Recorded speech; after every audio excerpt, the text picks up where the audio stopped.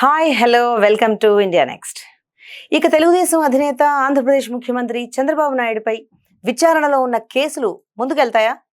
ఎన్నికల్లో గెలిచినంత మాత్రాన ఆయన నిర్దోషిగా ప్రజలు భావించినట్లేనా? స్కిల్ డెవలప్మెంట్ కేసులో బెయిల్ మీద ఉన్న ముఖ్యమంత్రి చంద్రబాబు నాయుడు గారు ఎన్డీఏతో పొత్తును అడ్డం పెట్టుకుని ఇంకా ఎన్నాళ్లు తప్పించుకుంటారు? పార్లమెంట్లో తృణమూల్ కాంగ్రెస్ సభ్యుడు కళ్యాణ్ బెనర్జీ అటు ఈడీ సిబిఐలపై చేసిన విమర్శలు ఈ ప్రశ్నలను మళ్లీ తెర మీదకు తెచ్చాయి. తనపై కేసుల విచారణ రాకుండా స్టేలు తెచ్చుకుని న్యాయ వ్యవస్థను మేనేజ్ చేశారు అనేది చంద్రబాబు నాయుడుపై చాలా కాలంగా వస్తున్న ఆరోపణ.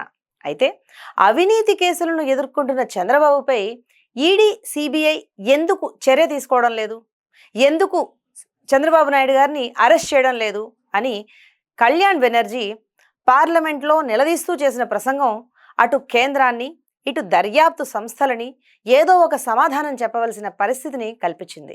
గతంలో జగన్మోహన్ రెడ్డి కూడా అమిత్ షా కాళ్లు పట్టుకుని అవినీతి కేసులో అరెస్ట్ కాకుండా తప్పించుకున్నారని, అందుకే ప్రత్యేక హోదా గురించి కానీ రాష్ట్ర అభివృద్ధికి కేంద్ర నిధుల గురించి కానీ అడగడం లేదని గతంలో తీవ్రంగా మాట్లాడిన చంద్రబాబు నాయుడు గారు ఆయన పార్టీ నేతలు ఇప్పుడు కాంగ్రెస్ ఇంకా ఇతర ప్రతిపక్ష నేతల నుండి ఇలాంటి ఆరోపణలనే ఎదుర్కొని సమాధానం చెప్పాల్సిన పరిస్థితి ఏర్పడింది.